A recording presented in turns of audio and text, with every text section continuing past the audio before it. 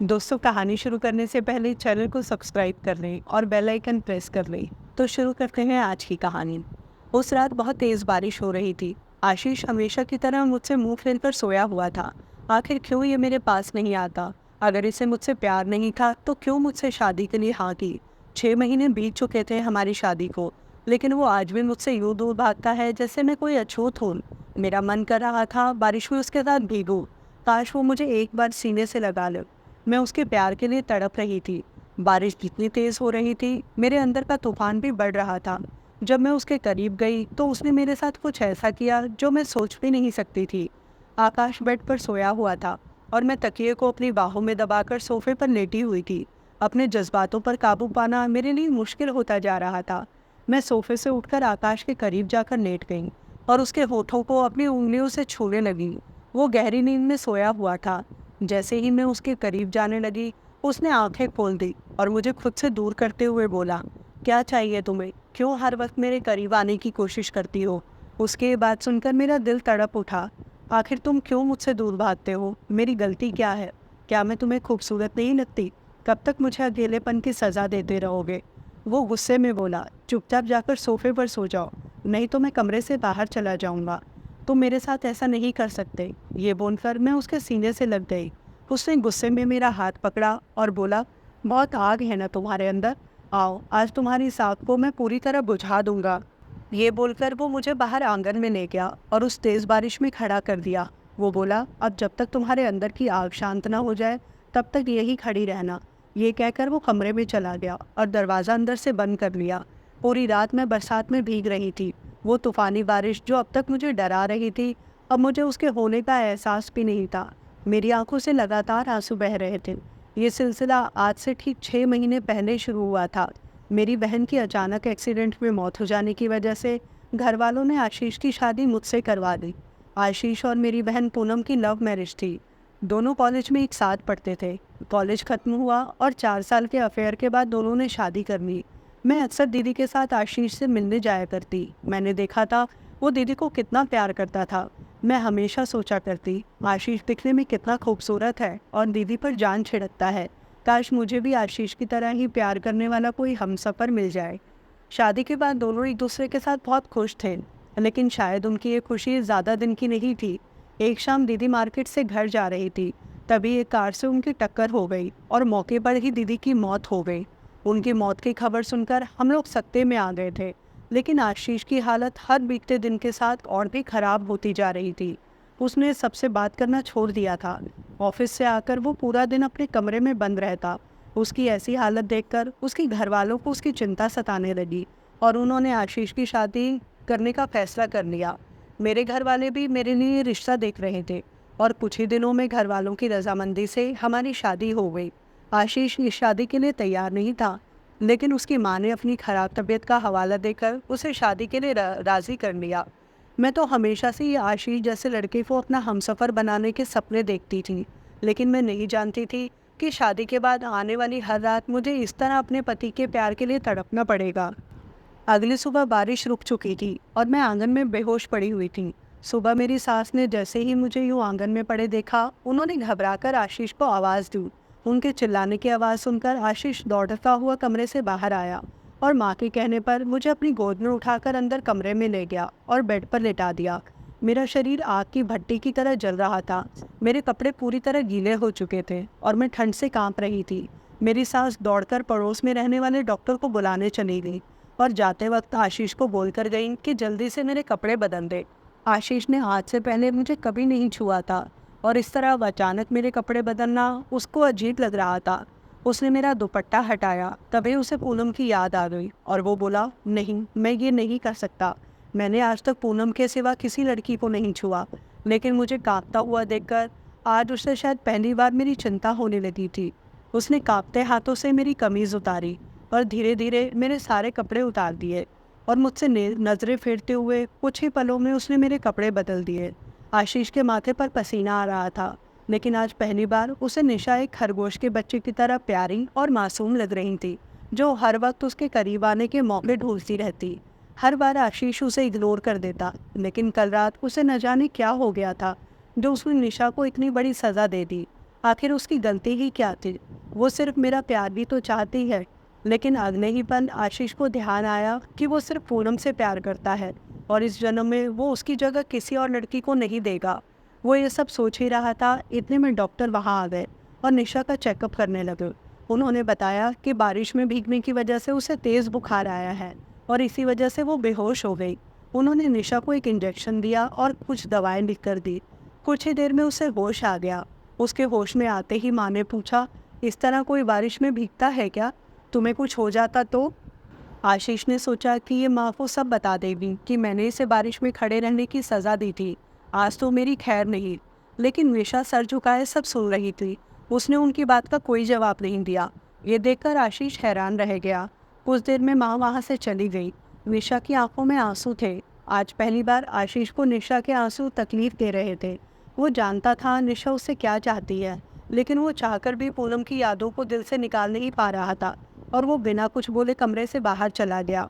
निशा bathroom जाने के लिए उठी तो उसने देखा ये वो सूट नहीं था जो उसने रात में पहना था।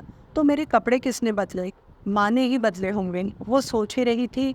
लेकिन फिर उसके दिमाग में ख्याल आया कि कहीं आशीष ने तो उसके कपड़े नहीं बदले। इतने में ही माँ कमरे में आ गई। वो निशा के लिए गरम गरम सूप लाई थी। निशा ने सूप पीते हुए बहाने से माँ से पूछा, माँ आपको कैसे पता कि ये मेरा पसंदीदा सूट है?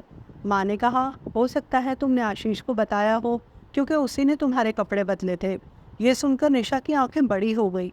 वो आशीष जिसने उसे छूना तो दूर, कभी नज़र भर कर उसकी तरफ देखा भी नहीं था, आज अपने हाथों से उसके कपड़े बदले थे। ये सोचकर शर्म से उसका चेहरा लाल हो गया। रात को आशीष कमरे में आया। निशा सोफे पर लेटी हुई थी।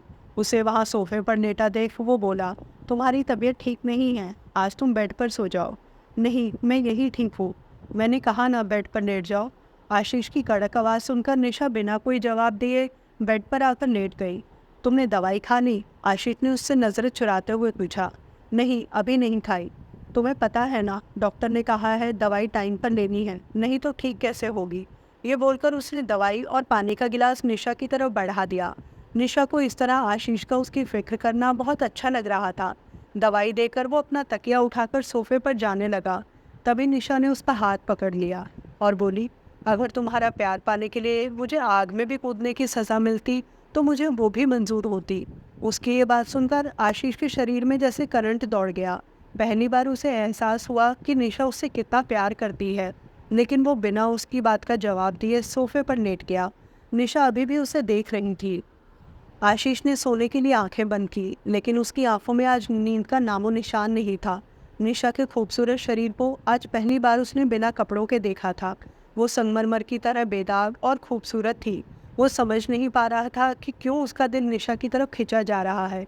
उसने पलटकर निशा की तरफ देखा, जो अभी भी उसे ही देख रही थी। ये देखकर वो बोला, ऐसे क्या देख रही हो? बहुत रात हो चुकी है, सो जाओ।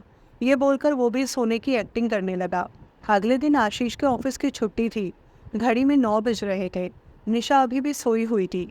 आशीष ने उसके पास जाकर उसके माथे को छूकर देखा। उसे अभी भी हल्का बुखार था। वो जल्दी से रसोई में गया और खिचड़ी बनाने लगा।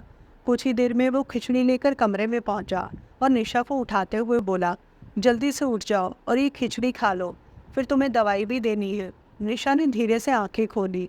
आशीष हाथ में खिचड़ी का बाउल लिए खड़ा हुआ था। कुछ सोचकर वो बोली, तुम अपने हाथों से खिला दो। उसकी बात सुनकर आशीष के चेहरे पर हल्की सी मुस्कान आ गई और वो बोला, तुम कभी नहीं सुधरोगी। अच्छा, मुंह खोलो। ये सुनकर निशा ने बड़ा सा मुंह खोल दिया। उसके मुंह खोलते ही आशीष ने खिचड़ी का चम्मच उसके मुंह में रख दिया। निशा एक टक उसे देखे जा रही थी। आशीष जानता था वो उसको देख रही है, लेकिन वो उसे नज़रअंदाज करते हुए बोला, खिचड़ी पर ध्यान दो। खिचड़ी खत्म करके आशीष ने उसे दवाई दी और बोला, ध्यान रखना अपना। ये बोलकर वो कमरे से बाहर जाने लगा।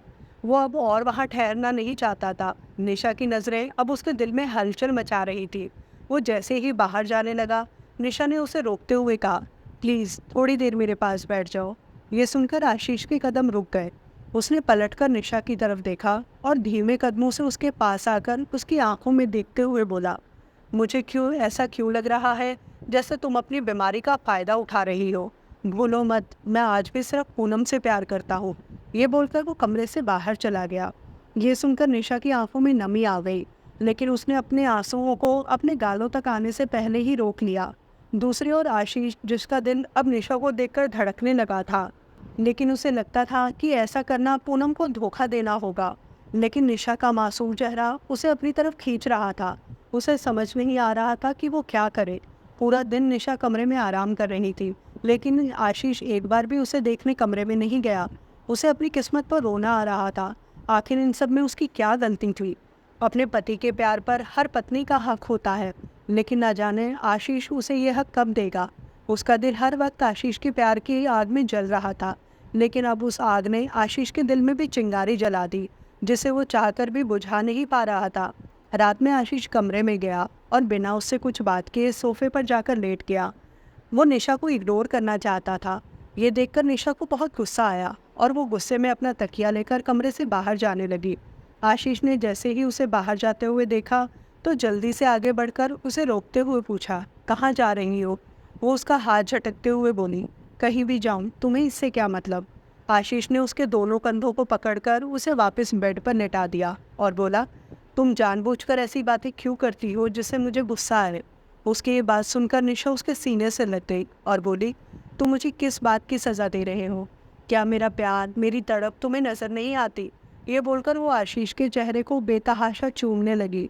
आशीष के लिए अब खुद को रोक पाना नामुमकिन हो रहा था। उसने निशा को अपनी बाहों में भर लिया और उसके होठों को चूमने लगा। उसकी उंगलियां निशा के शरीर पर रेंग रही थीं।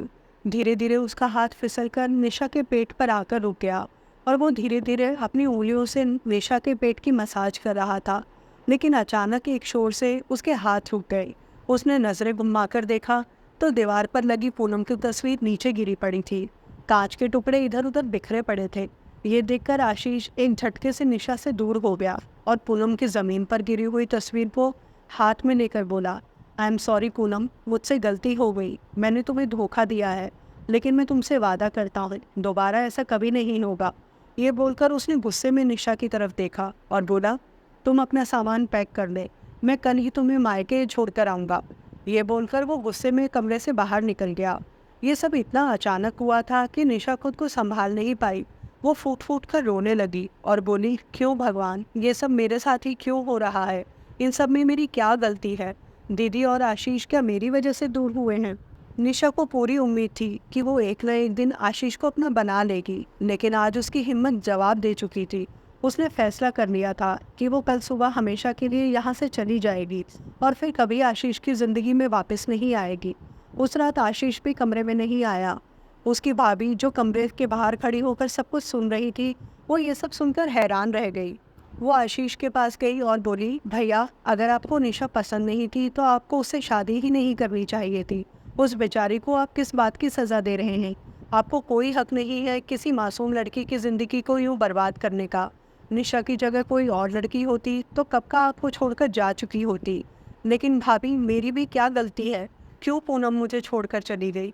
मुझे भी निशा का ख्याल है, उसकी ज़रूरतों को पूरा करना मेरी जिम्मेदारी है। यही सोचकर मैं आज उसके करीब गया था, लेकिन उसी वक्त पूनम की तस्वीर नीचे गिर गई। ये बोलकर आशीष ने पूनम की टूटी हुई तस्वीर भाभी की तरफ बढ़ा दी। भाभी ने कुछ पल उस तस्वीर को देखा और बोली, इस तस्वीर के टूटने का मतलब ये है कि पूनम भी चाहती है कि तुम अब उसे भूलकर निशा के साथ अपनी नई ज़िंदगी में आगे बढ़ जाओ। वो भी तुम दोनों से बहुत प्यार करती थी। वो कभी नहीं चाहेगी कि तुम दोनों उसकी वजह से अपनी ज़िंदगी यूँ घुट घुट कर बिताओ। मेरा विश्वास करो, पूनम की अंतिम इच्छा यही है कि तुम दिल से निशा को अपना लो। भाभी की बात सुनकर आशीष कमरे में गया। निशा बेड पर बैठी रो रही थी।